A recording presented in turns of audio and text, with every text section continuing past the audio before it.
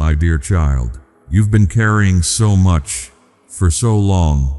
The weight of everyone else's needs, everyone else's expectations, everyone else's idea of who you should be and what you should be doing, and now you're exhausted. Not just tired, exhausted in a way that sleep doesn't touch.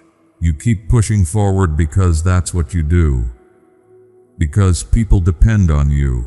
Because stopping feels like letting everyone down. Because you've built your life around being the one who shows up, who carries the load, who doesn't quit. But beloved, there's a question underneath all of this that you haven't let yourself ask yet. A question that feels almost dangerous to speak out loud. What if you stopped? What if you set it down? What if you walked away from the things that drain you, the roles that don't fit anymore, the duties you never chose but somehow inherited? You're afraid of that question because answering it feels selfish, feels like failure, feels like admitting you're not strong enough to keep doing what you've always done. Dear heart, I need to tell you something that might surprise you, something that goes against everything you've been taught about what it means to be faithful, to be good, to be mine. This is your duty now, to rest, not someday, not when everything is finished, not when you've earned it by completing every task on the endless list, now. I know that sounds wrong to you. Rest doesn't feel like duty. It feels like indulgence, like something you get to do only after you've taken care of everyone and everything else. But my child, you've been running on empty for so long, you've forgotten what full feels like. You've been giving from a place of depletion because you thought that's what I required. That sacrifice meant pouring yourself out until there was nothing left. But I never asked you to empty yourself. I asked you to abide, to remain connected to the source, to draw from me so that what you give doesn't cost you your life. And you can't do that when you won't stop moving. Precious one, I see how you've been operating, on autopilot, on obligation, on the belief that your worth is tied to your usefulness, that the moment you stop producing, stop serving, stop being what others need, you become dispensable. So you don't stop. You keep going even when your body is screaming for rest, even when your soul feels paper thin, even when joy has become a distant memory and you're just surviving one day at a time. You tell yourself it's temporary, that once you get through this season, once things slow down, once you've met this deadline or solved this problem or helped this person, then you'll rest. But that moment never comes, does it? Because there's always something else, always someone else, always another need louder than your own. And so you keep going, keep giving, keep sacrificing pieces of yourself on the altar of duty. But beloved, what if I told you that this isn't what I want from you? What if the duty you think you owe me, the relentless giving, the self-neglect, the refusal to stop until you've given everything, isn't duty at all? It's a lie you've believed. A lie that says your value comes from how much you do, that love is something you earn through exhaustion, that rest is laziness and boundaries are selfishness, and saying no is betrayal. My child, I didn't create you to burn yourself out in service to everyone else. I created you to live fully, freely, with margins wide enough to breathe, to dream, to notice beauty, to feel joy. But you can't live like that when you're running on fumes, when you're so depleted that everything feels heavy, when you've given so much of yourself away, there's barely anything left that feels like you. This is your duty now, to come back to yourself, to remember who you are beneath all the roles you play, to reconnect with the person who exists apart from what they do for others. I know that feels impossible, because you've been told, maybe not in words, but in the way things are, that your needs come last, that caring for yourself is selfish, that rest is something you have to earn. But dear heart, rest isn't a reward for hard work, it's a requirement for sustainable living. And right now, the way you're living isn't sustainable. You know this. You feel it in your body, the tension, the fatigue, the way even small things feel overwhelming. You feel it in your mind, the fog, the forgetfulness, constant low-level anxiety that something's going to fall through the cracks. You feel it in your spirit, the numbness, the distance, the sense that you're going through the motions but not really present for any of it. This is what happens when you don't rest, when you don't refill, when you keep giving from an empty well. And beloved, I'm not asking you to keep going. I'm asking you to stop.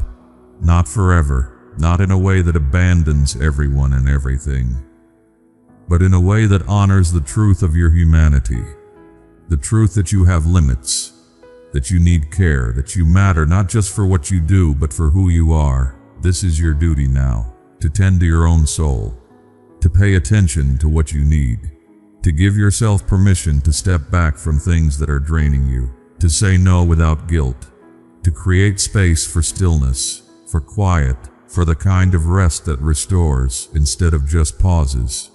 I know this feels radical, maybe even wrong, because you've been conditioned to believe that good people, faithful people, don't put themselves first.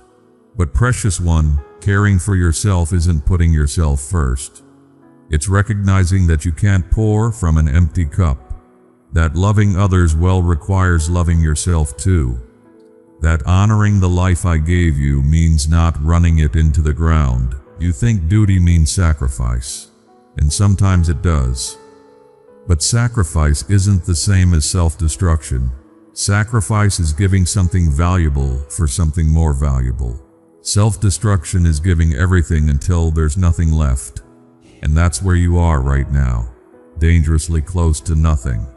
So this is what I'm asking you to do, not as a suggestion, not as something to consider when you have more time, but as your assignment, your calling, your holy work right now. Rest. Stop treating it like optional.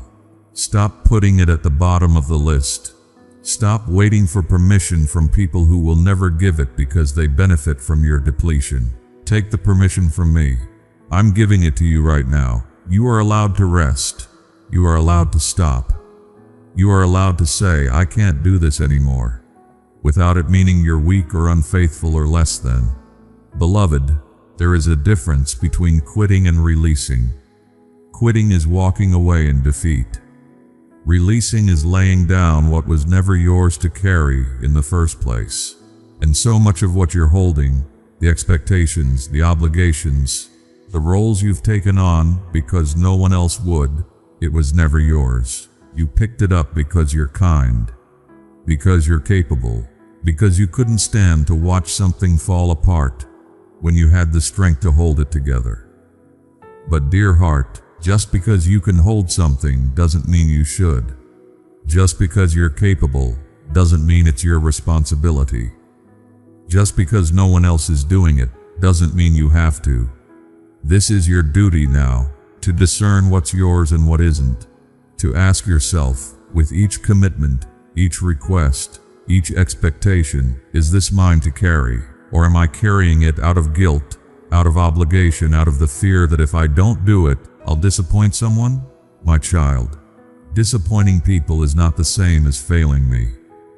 Sometimes the most faithful thing you can do is disappoint people in order to remain faithful to yourself, to the life I've given you, to the specific calling I've placed on your heart, not the one others have placed on you. You are not responsible for meeting every need you see.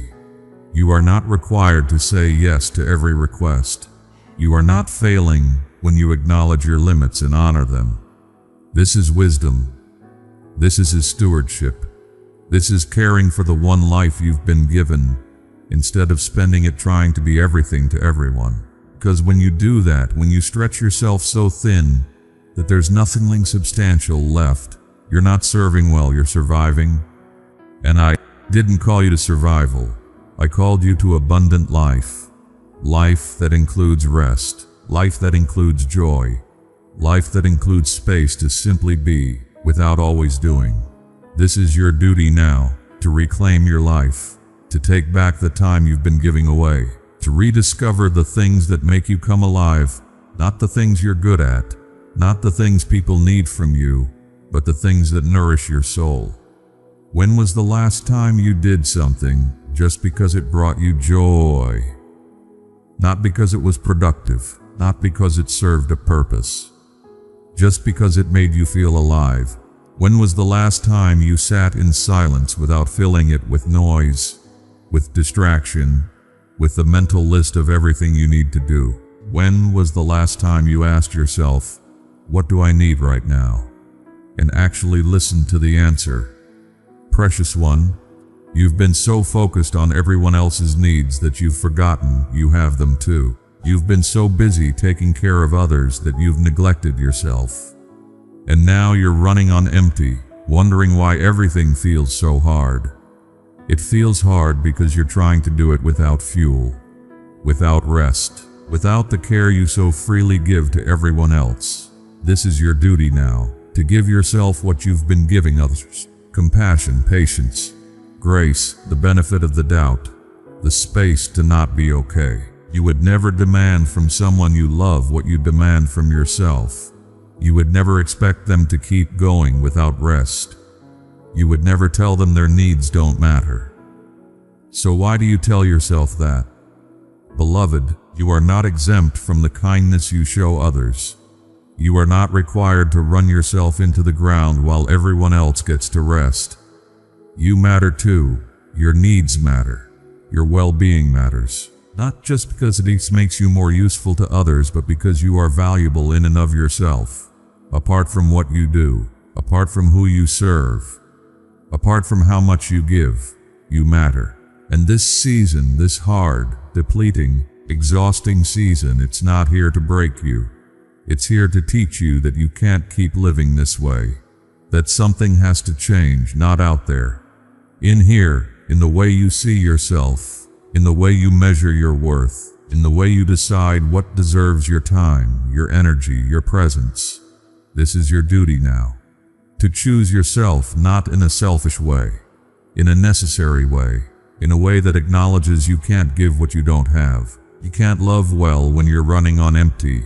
You can't serve from a full heart when your heart is depleted. So fill it, take the time you need, set the boundaries you need, say the no's you need to say.